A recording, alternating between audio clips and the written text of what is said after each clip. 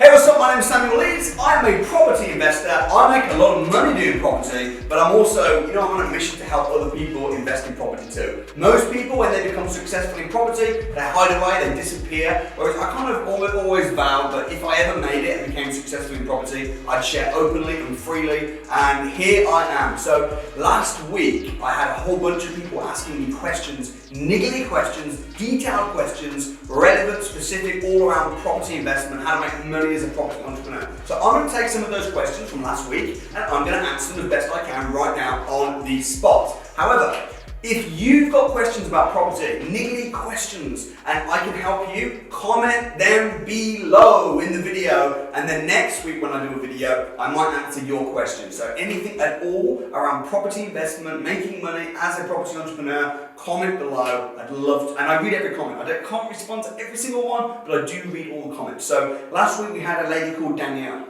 Maybe a lady, maybe a dude, who knows? But this person said, what are your thoughts on concrete houses?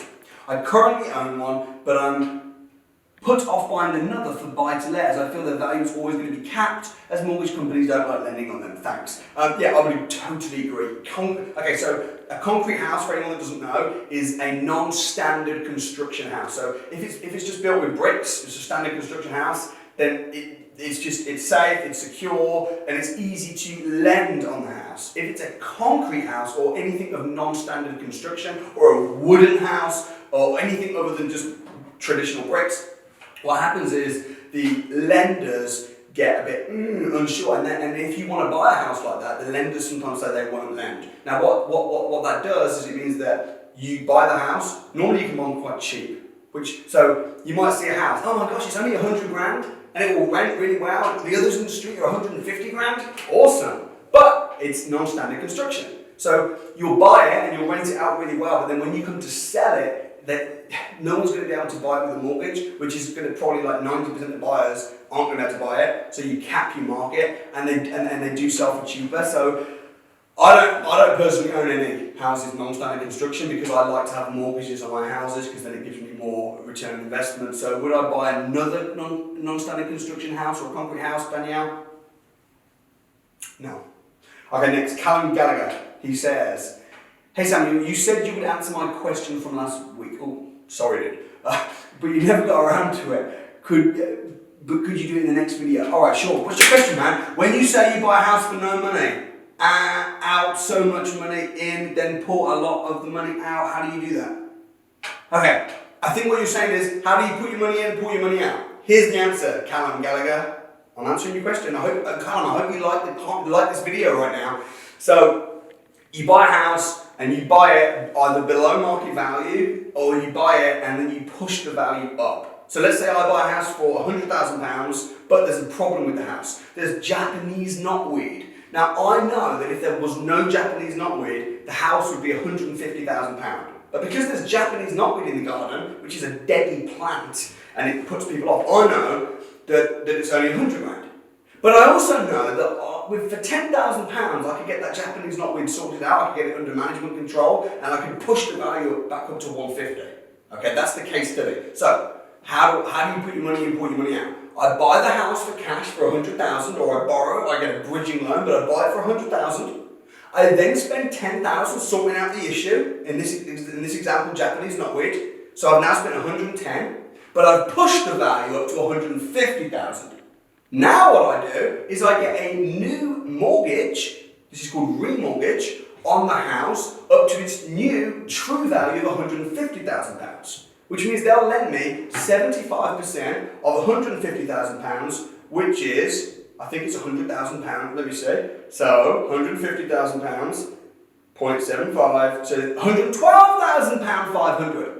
So what do I do with that £112,500? Well, I pay back the bridging loan company, I pay all the money I put in, I'm now pulling back out. So that's how it works. So to do this strategy, we call it BRRR, or BRR, which is buy, refurbish, refinance, rent. That's the strategy. It's a fantastic strategy. I do this all the time. Put money in, pull money out, recycling your cash, and that, my friend, is how it works. If that does not get a like, I don't know what does. Smash the like button. Drop your comments. If that's giving you another question, you feel like, okay, I get it, but How do you find those houses? Or I get it, but if you've got a question, comment your question below. Guess what? I'll probably answer it next week.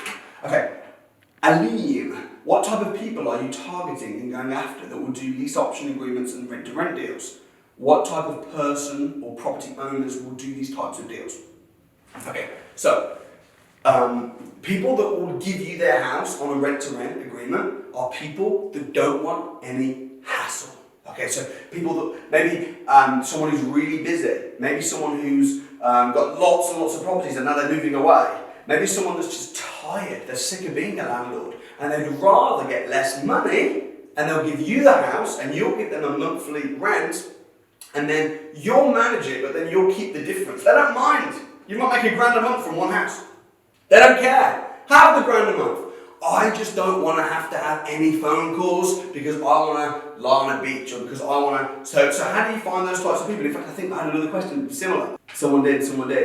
Kerry Cherry, what a lovely name, said, can you let us know which websites are best for finding properties for each of the options you recommend, from rent to rent, HMO, lease option agreements, etc. So how do you find these people? Well, you can network, you can attend seminars and networking programs and events, or you can go on websites, and depending on what kind of deal you're looking for will depend on the website you go to. So for rent to rents, I tend to go on spareroom.co.uk and Gumtree. Open Rent's good for rent-to-serviced accommodation apartments as well. If you're looking for lease option agreements, I go to Rightmove and I scrape it and find the negative equity leads. By the way, all this stuff is stuff that we do live at the Property Investors Crash Course. So if you've been to the Crash Course, you'll know. If you've been to the Crash Course, drop a comment, tell me your experience. What happens is, we pick up the phone and we do live calls, we find live deals and you see it. And once you've seen it, you can never unsee it in a good way. So and another thing is this: when you go networking, even at the Crash Course, there'll be people that fly in from the Crash Course from Saudi Arabia and Australia and India, have a lot of money, and then you can pitch them. You can be like, hey, you've got a lot of money. Have you got any houses? Yeah, I have. I've got 5 HMOs. Okay. Would you like a guaranteed rent? Bang! Or yeah, I have. I've got £1 million in the bank. I'm looking what to do with it, but I'm going back to India next week. Okay. Would you like someone to joint venture who's got a lot of time and can run around on the road in the UK? Maybe we could partner up. Like, having these kind of conversations. If you do come to the Crash Course, when you come, don't just sit in the same chair next to the same person for the whole 2 days. Like, network, because you'll be able to get a lot of business done that way as well. So, I'll leave a link as well in the description. Crash Course, 2 days, on me, on the house. So get yourself booked on if you've not been on the Crash Course yet. You'll love it. Okay, what's next? Adrian. How can I start a flipping company? Also, do you think it will be successful in London, Zone 3? Okay, so flipping is when you buy a house and sell it. How do you start it? Would it be successful in London? I don't think so. I think that's probably not the best idea, and here's why. So when you buy a house and then do it up and sell it, you want to do it in a trending market. So if an area is on the up, and then you buy a house, and then you sell it, great. London, Zone 3 is not trending up at the moment. It's very static. It's like, So, and people are very scared at the moment. So it's not really a seller's market. It's more of a buyer's market. So if you could buy a house, you'd probably buy it at a good price. You could do it up, but then selling it at the end, right now in London, I probably wouldn't, man. I would be more inclined to buy a house, push the value up, and then refinance it, for sure. And that could work in some parts of London. So I hope that helps, Adrian. I don't mean to ruin your dreams, man. I'm just here to tell you truth. So sometimes people say, Samuel, you make it sound all too easy. I can only share with you my experience of being a property investor. So sometimes it's easy, sometimes it's hard. It's easy if you're doing the right strategy in the right area with the right knowledge. If you're in the wrong area with the wrong strategy with the wrong knowledge, guess what? It's really, really hard. So anyway, right, what's next? Shamaz Mohammed. Step by step, how do you become a compliant deal sourcer? Okay, so there's quite a few steps to becoming a compliant deal sourcer. We have actually, myself and some of my students have written a book all about property compliance, about lease option agreements, contracts, and we explain exactly how to do this, how to become compliant as a deal sourcer step by step. I will leave a link in the comments to that book. You can get that on Amazon. I think it's £9.99, and it's very, very good book, so you can get that. Okay, who else we got? SM says, Hi Samuel, I've had an offer accepted on a below market value BMV repossessed property being sold by a bank. Solicitors have been instructed, but the property remains on the market. What happens if the bank accepts a higher offer? Does it become a race to exchange contracts first? Any advice would be greatly appreciated. Thank you. Okay, SM, unfortunately, yes. I feel like the bearer of bad news on this video. If you're buying a repossessed house and it's being sold by a bank, the way that traditionally banks work when they sell a house is they'll put it on the market, so it'll be listed with an agent, it'll be on Rightmove and everything like that. You'll put an offer forward. If the offer's accepted, what they'll do is in the description to the property on Rightmove or wherever it's been listed, they'll say, the property has had an offer accepted of X.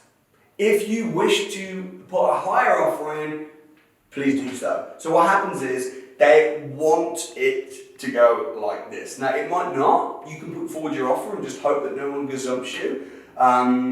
But yeah, that is how they work, unfortunately. Normally, if it's been sold by an individual, unless it's an auction or something like a modern auction, if it's been sold by an individual, if you put an offer on a property and it's accepted, they'll take it off the market. And if someone phones up the agent and says, well, what was the offer that was accepted? The agent will say, we can't tell you that. That's confidential, it's sold. So buying from a bank does carry that risk. What I would suggest is, should you never buy a repossessed property from a bank? No, not necessarily, but don't become emotionally attached. If you have an offer accepted, great, wait and continue with it, but just bear in mind that you could be gazumped. Alright, next. Football straight to you. Yes! How do you find people who no longer want the hassle of dealing with their property anymore in order to find someone who's willing to allow you to take over the property but pay later on down the line? Lease option agreements. A lot of these same questions. So, pick up the phone. That's it. Pick up the phone. Go on Gumtree and find people that can't sell their properties. Properties that have been listed for 2 months, or ring them up and say, why aren't you selling? What can I do?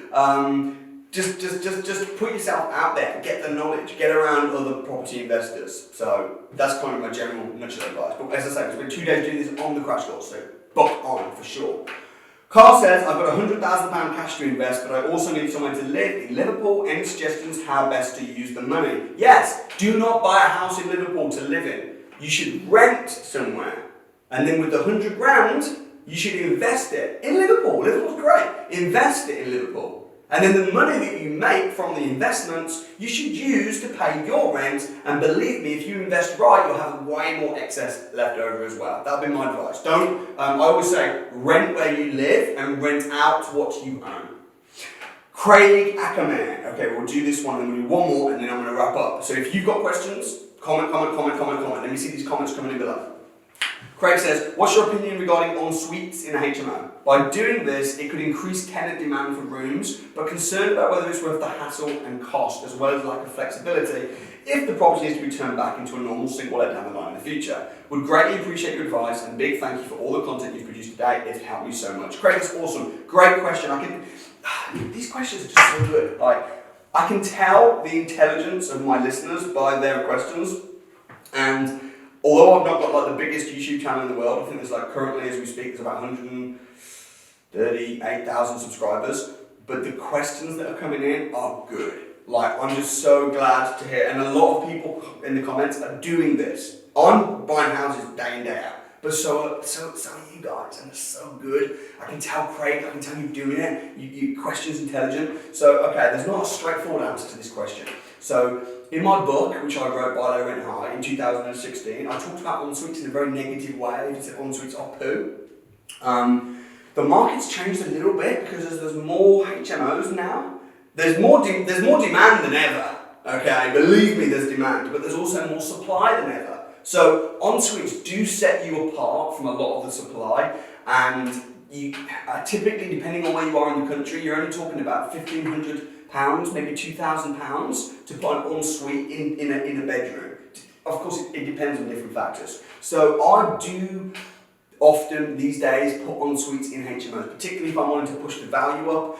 My advice to you would be a couple of things. I would look at the demand in the area, I would look at the supply in the area, and I would speak to some HMO management companies and just ask them realistically, how much is it going to set you apart? What difference in rent is it going to produce? It's all about the return on investment. If you're going to put £2,000 in 4 bedrooms, put £8,000 down, how much is it going to lift the value of the house? How much is it going to lift the rents, and what's the return on investment on making that decision. And if the return on investment is not really good, then don't do it.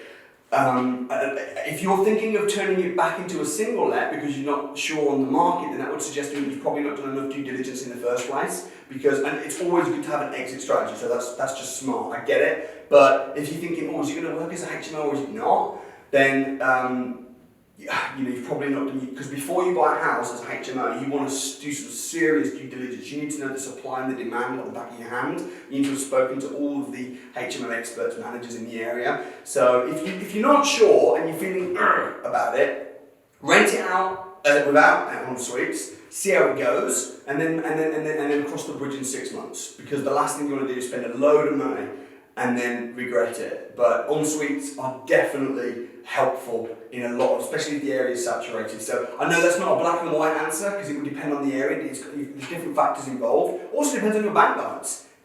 If you get en suites, is that going to cripple you financially? Have you got just £10,000 in the bank and it's going to be like, oh my gosh? Or there's a lot of different factors, but I hope that's giving you some food for thought. Okay, last question. Reed, SK8, Jackie said, can you still refinance same day? So what that question means is, can you buy a house below market value for cash and then refinance it the same day? The answer to that is, in theory, yes.